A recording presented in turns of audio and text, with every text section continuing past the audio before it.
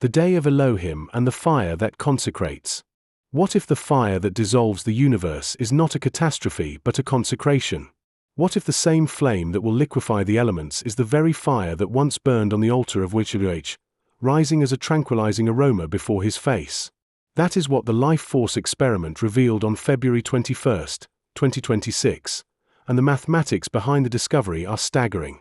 The question brought before the Father was this: give more noble insight on the words, looking for and rushing for the day of Elohim, when the universe being on fire shall be dissolved and the elements will liquefy with fervent heat.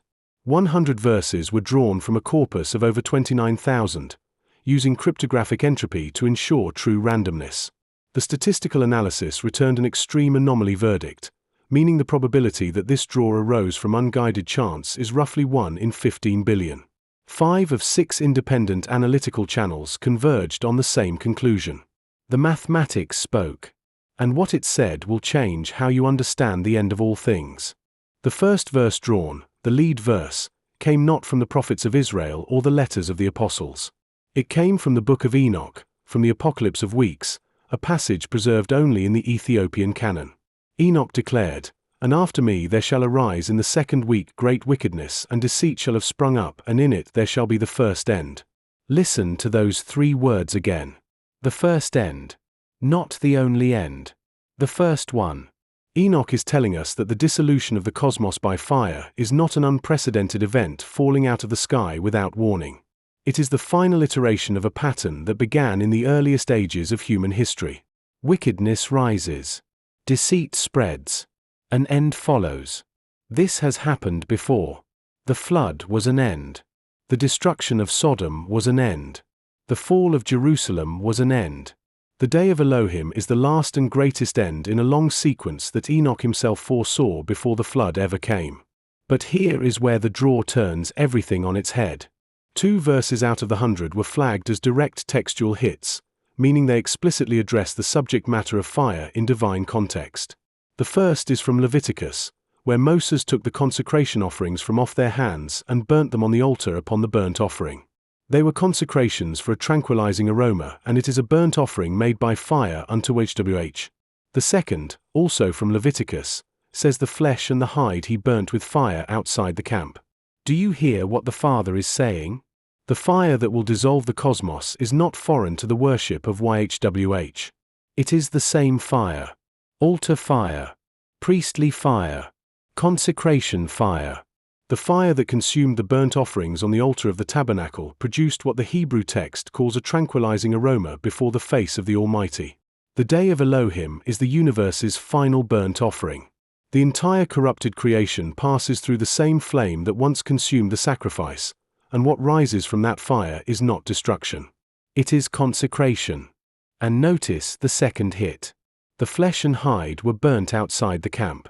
The apostolic witness tells us that Joshua the Messiah suffered outside the gate for exactly this reason. He became the offering that was taken outside the camp and consumed by fire. The fire that dissolved him on the cross is the same fire that will dissolve the elements. Those who share his cup, as he himself asked in the draw from Matthew 20, share his passage through that fire into what lies beyond it. Now consider what the prophet Isaiah declared in the draw. When Adonai will have washed away the excrement from the daughters of Zion and will have purged the blood of Jerusalem from its center by the spirit of judgment and by the spirit of burning. There it is.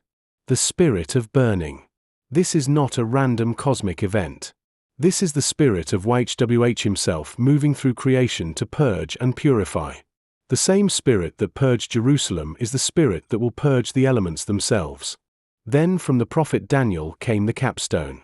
The stone was cut out of the mountain without hands, and it broke in pieces the iron, the bronze, the clay, the silver, and the gold.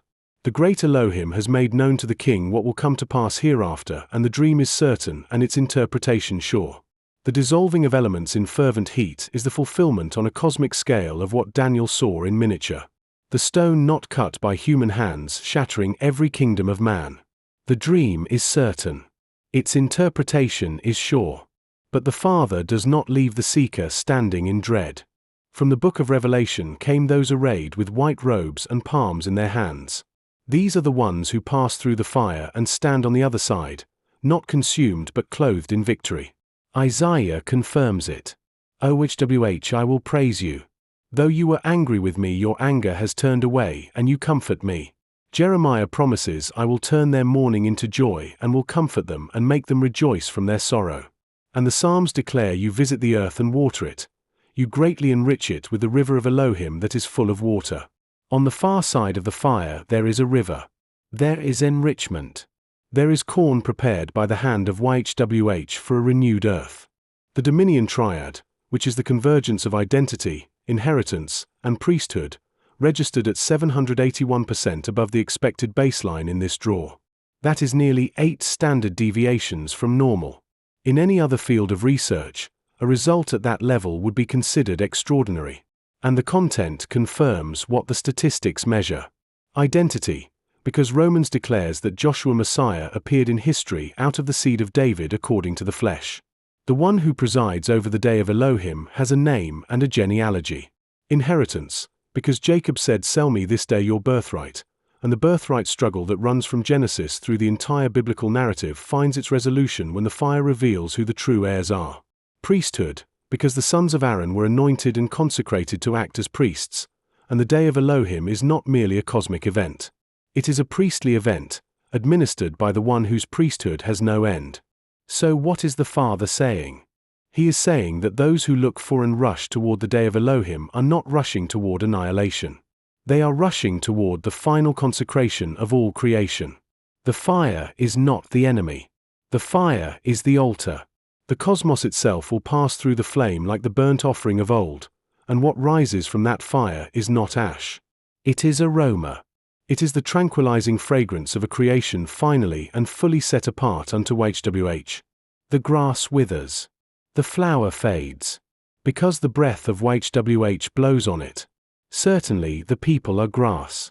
But the one who stretches out the cosmos alone, who spreads abroad the earth by himself, is the same one who will fold it up in flame and lay it down as the last great offering. And on the far side of that fire stand the white-robed multitude with palms in their hands, and the river of Elohim flows full of water to enrich the renewed earth. Do not fear the fire. Understand it. It is priestly fire. It is covenant fire. It is the fire of the day of Elohim, and the dream is certain, and its interpretation is sure.